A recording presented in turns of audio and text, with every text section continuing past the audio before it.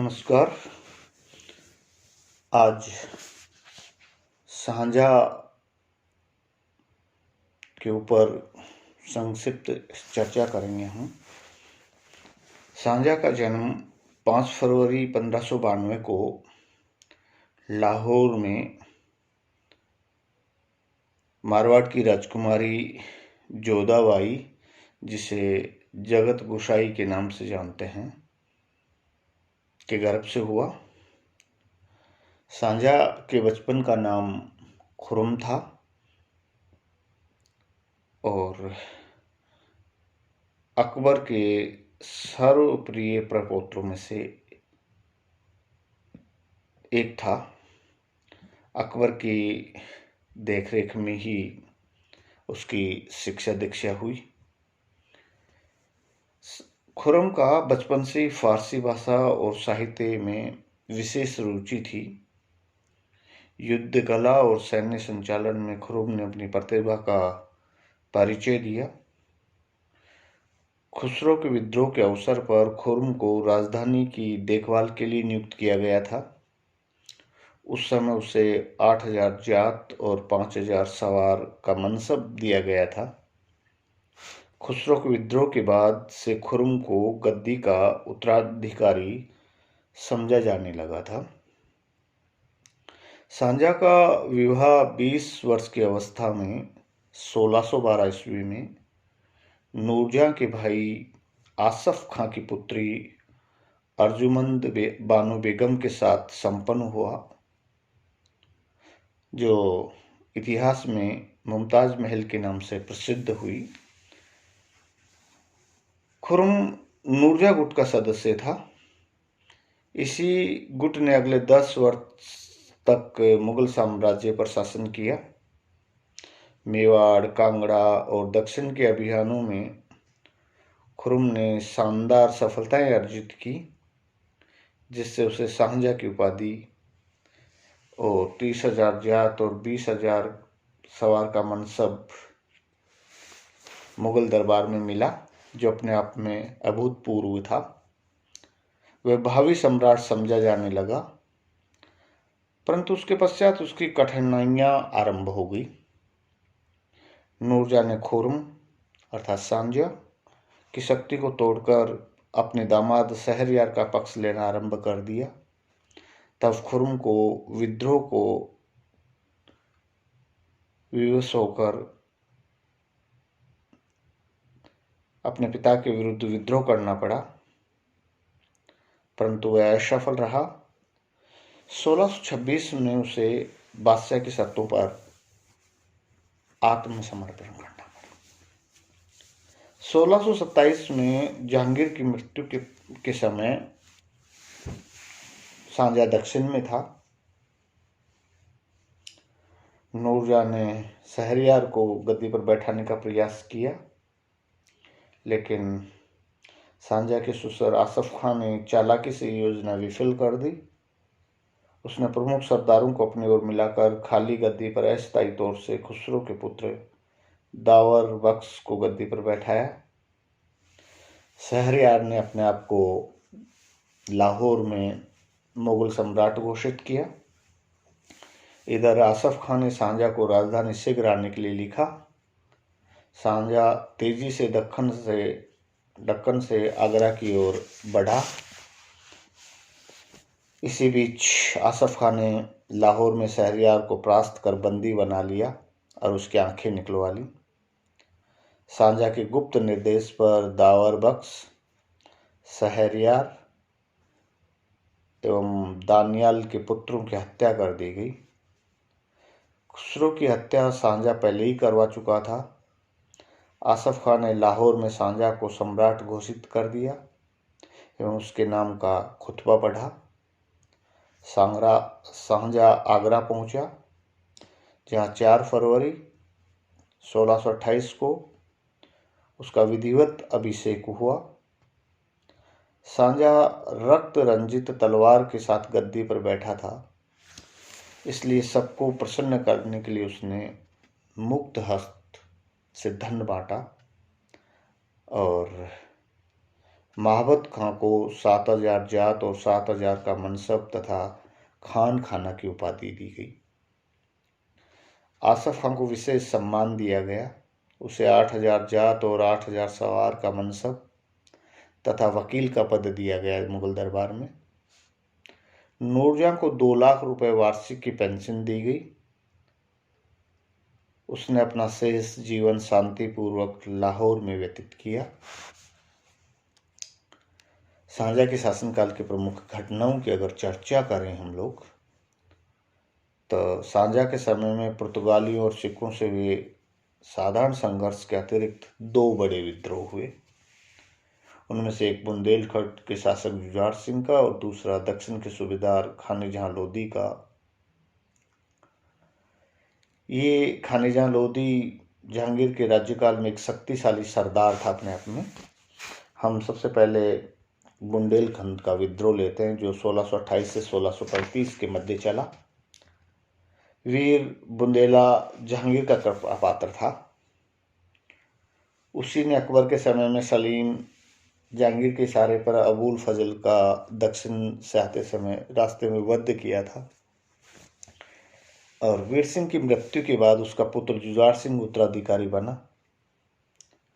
शाहजहां के राज्यारोहण के समय उस समय अपने लड़के विक्रमाजीत को उसने शासन का भार सौंपकर वह सम्राट की सेवा में आ गया था। उसकी अनुपस्थिति में विक्रमजीत ने अपनी प्रजा पर कठोर कर लगाकर काफी धन एकत्रित कर लिया था। शाहजहां ने एकत्रित करों की जांच पड़ताल का आदेश दिया। इससे भयभीत होकर जुझार सिंह मुगल दरबार छोड़कर बुंदेलखंड लौट आया और एक स्वतंत्र शासक की तरह व्यवहार करने लगा। इसलिए शाहजहां ने 1628 में महाबत खां के नेतृत्व में उसके खिलाफ सेना भेजी।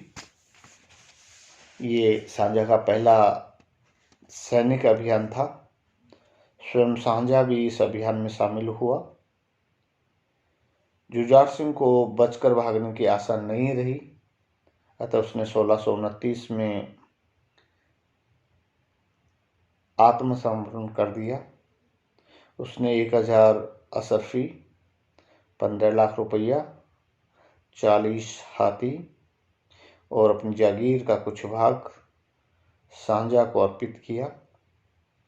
सम्राट ने उसे माफ कर दिया तथा दक्षिण भारत के युद्ध में उसे नियुक्त कर दिया। जुझार सिंह 5 वर्ष तक फिर वफादारी से दक्षिण में मुगलों की सेवा करता रहा, किंतु 1634 में उसने पुनः राजधानी ओरछा पहुंचकर अपने आप का व्यवहार स्वतंत्र शासक की तरह कर लिया।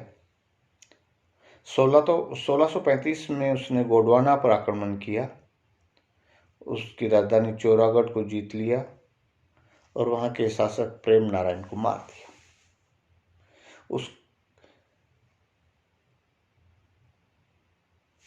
इस अवमानना के कारण शाहजहां ने औरंगजेब को एक बड़ी सेना के साथ आक्रमण करने के लिए भेजा। जुझार सिंह और उसका पुत्र विक्रमाजीत दोनों गौड़ों के हाथों मारे गए। उनके सिर काटकर शाहजहां के पास भेज दिए गए। इस प्रकार 1635 में जुझार सिंह का विद्रोह समाप्त हो गया हमेशा के लिए। दूसरा विद्रोह खानिजहां लोदी का था, जो 1628 से 1631 के मध्य चला। ये महत्वपूर्ण विद्रोह था, क्योंकि खानिजहां लोदी एक योग्य और सम्मानित अफगान सरदार था, किंतु उपद्रवी भी था। वह हिंदुओं से घृणा करता था। उसे दक्षिण में शाहजादा परवेज का सलाहकार नियुक्त किया गया था। जहांगीर की मृत्यु के पश्चात उत्तराधिकारी के युद्ध में उसने शहरयार का पक्ष लिया था, लेकिन शाहजहां के सम्राट बनने के बाद उसने उससे क्षमा याचना की। शाहजहां ने उसे क्षमा कर दिया। कुछ समय बाद सम्राट ने वापस आगरा बुला लिया और उसे जीवन तथा धन की सुरक्षा का आश्वासन दिया, लेकिन वह आगरा नहीं रुका और 1200 अफगान समर्थकों को लेकर दक्षिण भाग गया। शाही सेना ने उसका पीछा किया अनेक स्थानों पर युद्ध हुए और उन युद्धों में खाने जहां लोदी को पराजित होना पड़ा। इसके बाद उसने उत्तर की ओर भागने का प्रयास किया। उसने मालवा पर आक्रमण किया। इधर उधर भागता रहा, शाही सेना उसका पीछा करती रही और अंत में 1631 में वर्तमान उत्तर प्रदेश के बांदा जिले में सिहोंदा नामक स्थान पर पकड़ा गया और मारा गया। इस प्रकार 1631 में इस विद्रोह का भी अंत हो गया।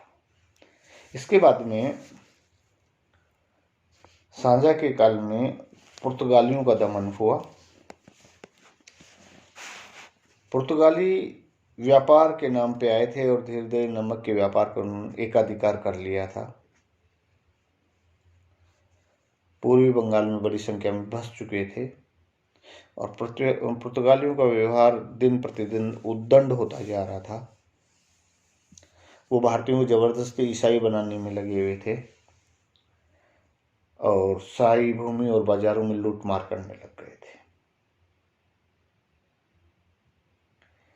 उन्होंने मुगलों के विरुद्ध अराकान के राजा की सहायता की। ऐसी स्थिति में 1632 में पुर्तगालियों और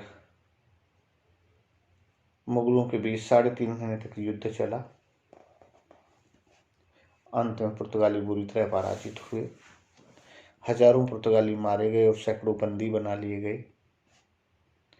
उनमें से अनेक ने इस्लाम को स्वीकार कर लिया और उनकी जवान स्त्रियों को, महिलाओं को मुगल हरम में रखा गया।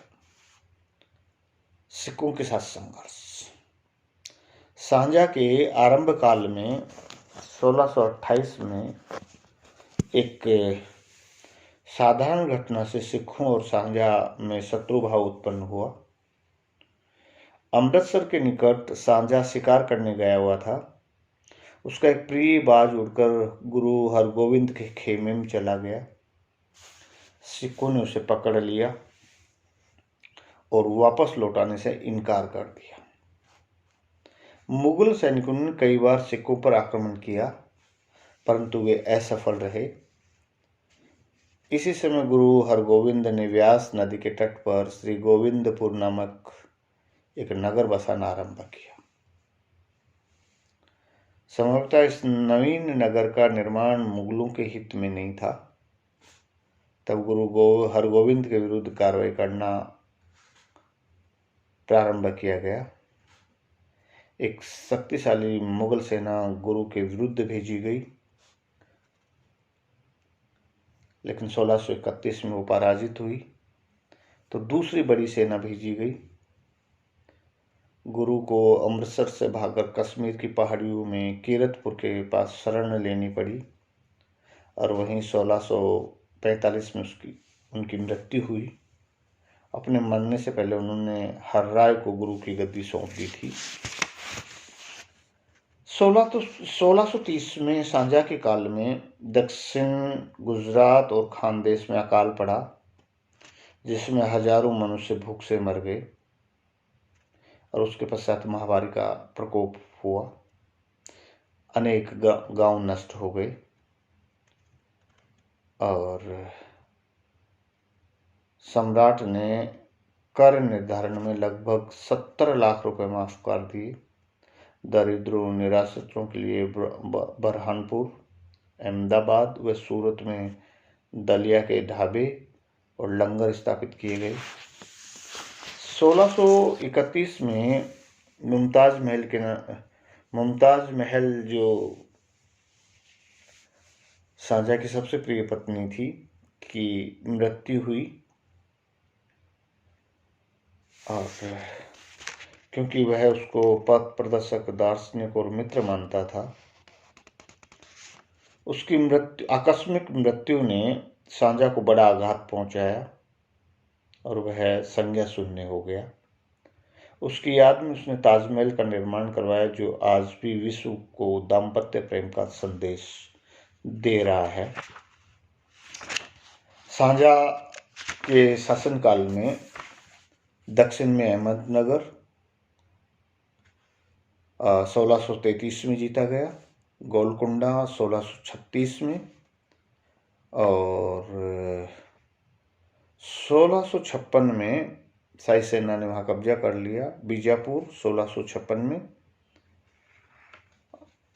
ये तीनों पहली बार अहमदनगर, गोलकुंडा और बीजापुर सांझा के शासनकाल में मुगल साम्राज्य के अंग बने। इस प्रकार दक्षिण में मुगल साम्राज्य का प्रचार और प्रसार हुआ। सांझा के शासनकाल में कंधार विजय अभियान चलाया गया, क्योंकि कंधार मुगलों और फारस के शासकों के मध्य संघर्ष का कारण रहा है। 1622 में कंधार पर फारस ने अधिकार कर लिया था और 1628 में मुगलों को सौंप दिया गया, लेकिन 1648 में पुनः फारस ने कंधार पर आक्रमण किया और कब्जा कर लिया। 1649 में औरंगजेब कंधार पहुंचा, परंतु जीतने में असफल रहा। 52 में पुनः कंधार जीतने के लिए भेजा गया, लेकिन पुनः असफल रहा। 53 में दारा शिकोह को 1653 में दारा शिकोह को कंधार जीतने के लिए भेजा गया, लेकिन ये प्रयत्न भी असफल रहा। सांझा के समय में कंधार एक बार मुगलों को प्राप्त तो हुआ, लेकिन पुनः उसको खो दिया गया। ऐसे समय में 6 सितंबर 1657 को सम्राट सांझा गंभीर रूप से बीमार पड़ा और उसके पुत्रों में उत्तराधिकार को लेकर संघर्ष हुआ, जिसमें बहादुरपुर का युद्ध लड़ा गया 1658 फरवरी 1658 में। धर्मत का युद्ध 25 अप्रैल 1658 को लड़ा गया। सामूगढ़ का युद्ध 8 जून 1658 में लड़ा गया और अंत में 1661 में मुराद की भी हत्या करवा दी गई।